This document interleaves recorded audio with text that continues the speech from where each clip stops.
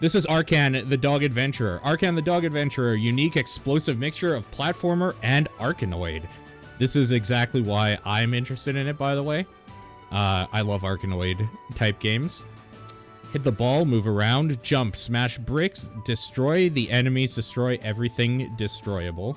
It is available on Steam currently. It came out a few weeks ago, and it is currently $11.50 Canadian, so about $10 US. Let's jump right in. Let's take a look. We should set a profile first. Exfo. Let's go. This definitely seems like they want me to use a controller. I suppose that's doable. Hold on a second. It's reading the controller right off the bat, so let's jump right in, shall we? Left stick. Okay. Well, I'll tell you right now, this is extraordinarily floaty. I don't know what the fuck happened there. What is going on here? Like, it's obvious I need to break those bricks.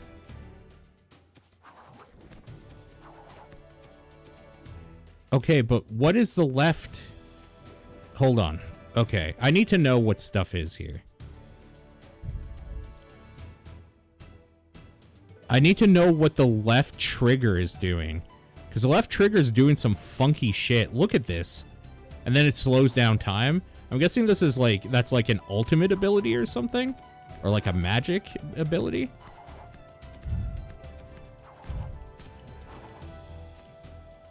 Okay, I guess I don't have to stop those. I just have to worry about my ball. Like a good pup, like a good boy.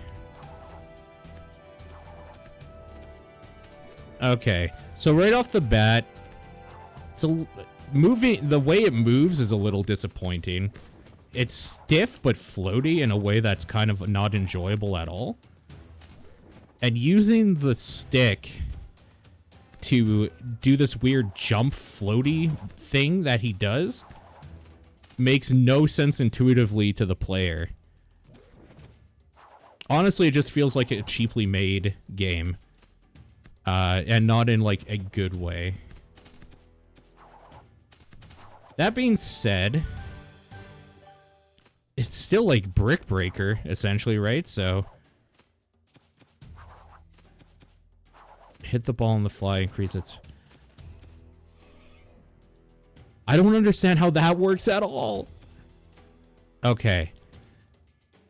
What the ever-living shit? Why are you not moving now? Oh, no. Oh, no. Why is my ball not moving? There we go. Okay. So no matter what... no matter what, your right finger has to be on the stick. Otherwise, your ball doesn't register as going anywhere. So even if it's straight ahead, you have to be moving the stick that direction for the ball to travel that way. Otherwise, it doesn't. If it doesn't register your right stick pointing in any direction, even if it's straight across, it won't go. Oh, God. That's funny.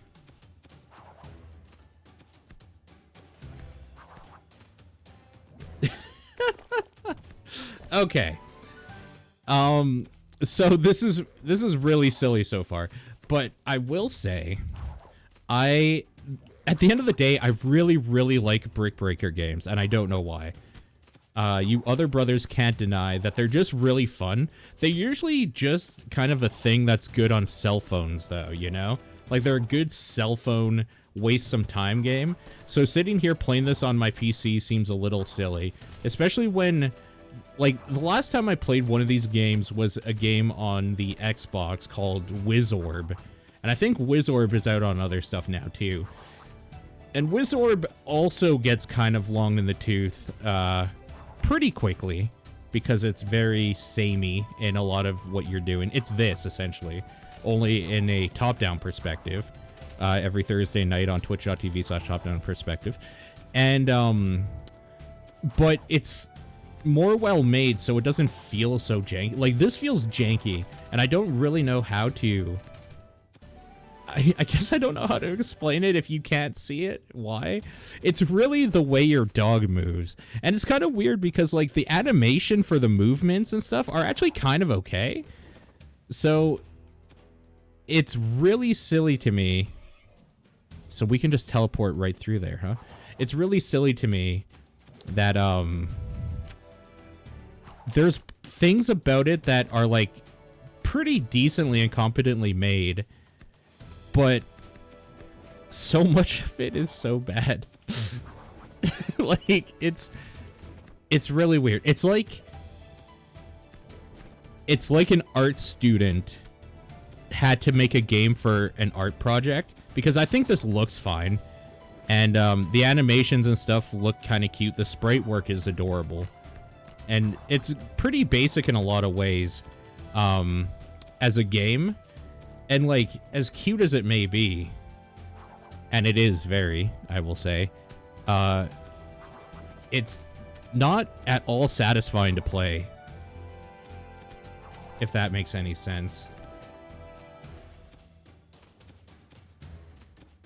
And I don't know how you do it. I think one thing I would have done is I would have made less emphasis on the left stick for everything.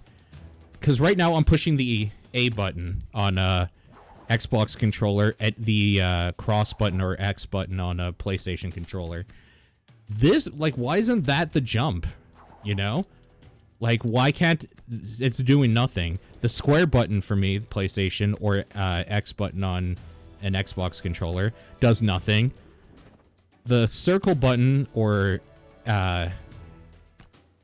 B button for Xbox is the menu, and then the Y button on Xbox and triangle button for me does nothing again. Like, why don't you utilize the controller a little bit better? Make the, like, left stick moving back and forth on the plane or whatever, but, like, why is my jump and my double jump on the stick, you know? That seems weird to me.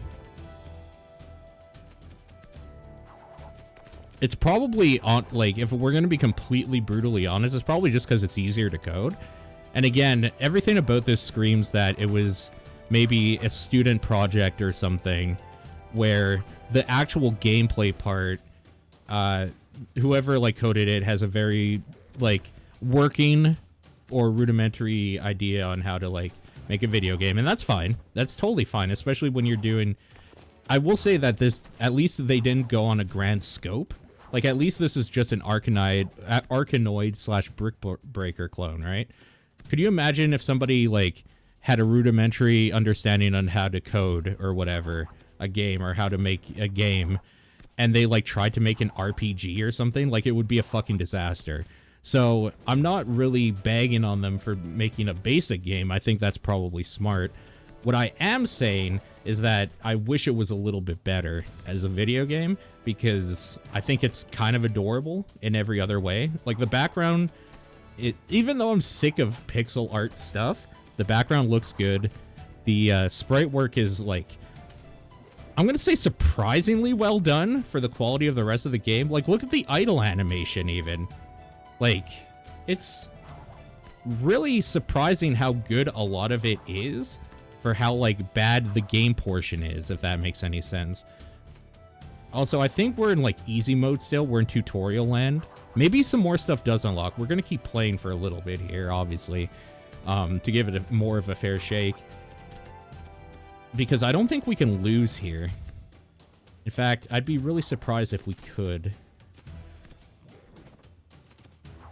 If I'm gonna make some assumptions, I definitely think we're gonna get different magic abilities. I think that's probably going to be on the menu at some point. Maybe we will start using, like, the face buttons to do something.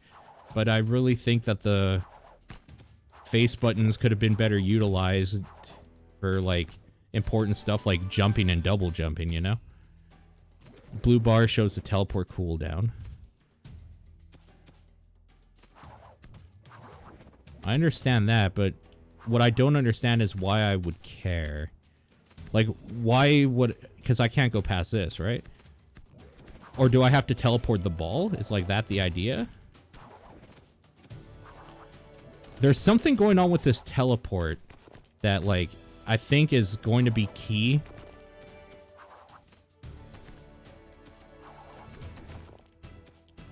I just don't know what. And it doesn't seem like the game is going to force me to learn it. So we're just going to not worry about it currently.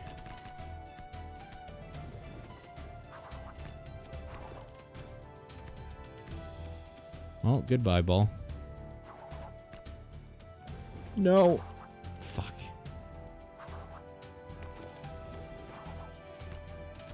Maybe that's what the teleport is? I don't know. Press the right trigger to interrupt slow-mo.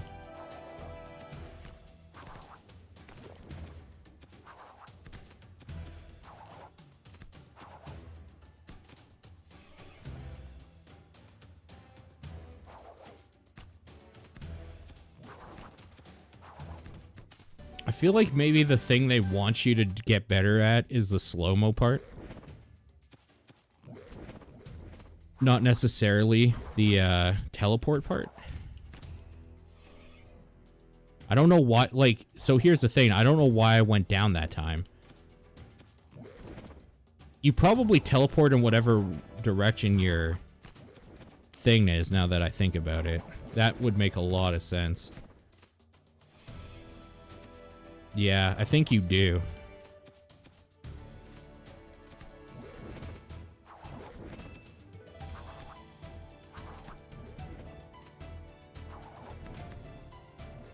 Hey, Lucky. Crooked sunglasses. Crooked sunglasses are pretty good. Oh, God. Poor Nathan. Forever immortalized.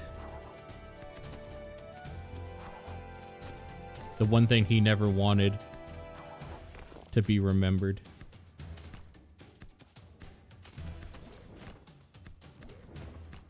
I wonder if that'll, like, just do my job for me now.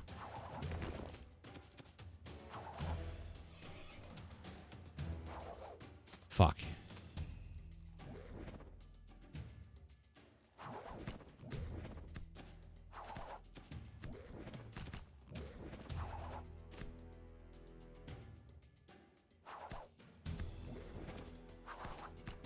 Please just go up there and kill them so we can move on to the next level. I feel like this game, like, we're still in tutorial land. I want to see what happens when this game opens up a little bit. Because to say I'm not really that impressed is probably putting it really politely currently. So I want to give it a fair shake and think that there's more to it coming up. Rage 2. What the fuck does that mean? Okay. It looks like our tutorial shit's gone. I'm going to assume that's we can't lose our ball. No, that doesn't seem to matter still.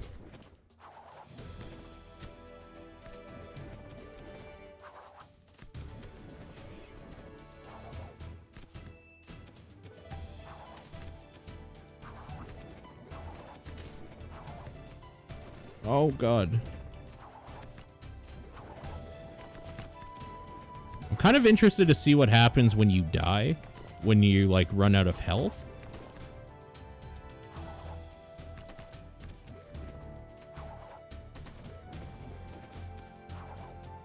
Monster rage.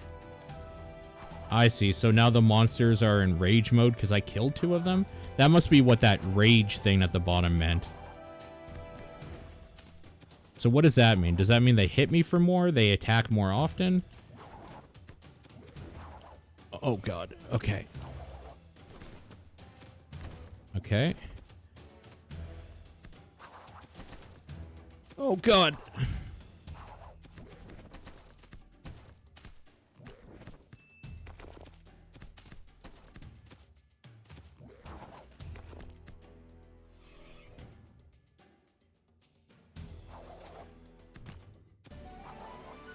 I feel like this should have been a 99-cent iOS app game. Yeah.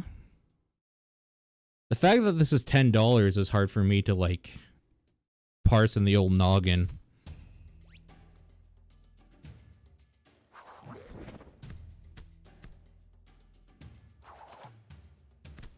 It seems like oh my god, like a fine time waster that I would have on, like, my phone. Honestly, even maybe on the Switch, like, for 99 cents, I could see this being an okay time waster game on a handheld of some sort. I think $10 is highway robbery so far. Unless, like, I'm missing some giant key to, like, how this all is. Maybe even allow $5 on Switch. Yeah, sure.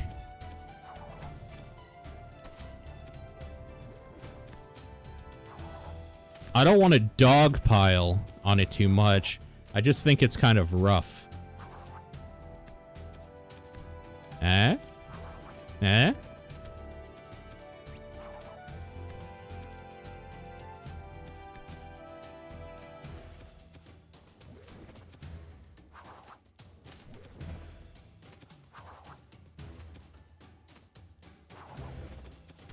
Cute.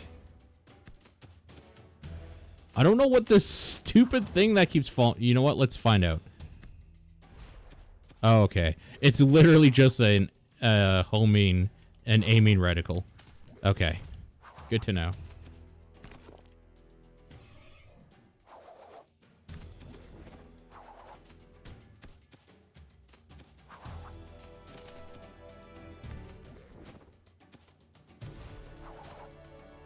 Oh my god, please. I will say, it does seem a little odd to me that you have unlimited... Wait, I just realized something. Wait, do we lose life? I think we do actually only have a certain amount of balls now. See, there's a bar underneath the health? I think that's how many balls you have, right? Or is that maybe, like, your power meter for them? Yeah, okay, never mind. That's your, like, power meter. I guess the way that you lose is by taking enough damage to die, which it seems like we're going to organically die here. And that's probably fine, because I want to kind of see what happens when you do. Oh, shit. Man. Oh, good boy. The art direction and stuff in this game is, like, is really good, you know? Like, look at his body. That death animation. The sprite work is really good. The background stuff is really good. The music is actually even pretty okay and competent. It's really just that the game doesn't play that nicely. And everything about it just feels like... This definitely feels like back in the day with Xbox indie games. This is totally an Xbox indie game that would have sold for a couple bucks. I don't think we need to see that much more of it, so I'm probably going to call it there for this one. But that is Arkan, the Dog Adventurer. If you are hurting for an Arkanoid clone, this is one of those. Just be warned that this seems like something I would probably recommend on a good sale. $10? I can't with a good conscience recommend that for this for $10. $5 on Switch, like we were saying, would probably be on the high side, but I would be okay with it. This is easily a pretty good $1, $2 game, though. Like, this is easily a good cheap game if it's on a good enough sale, so yeah.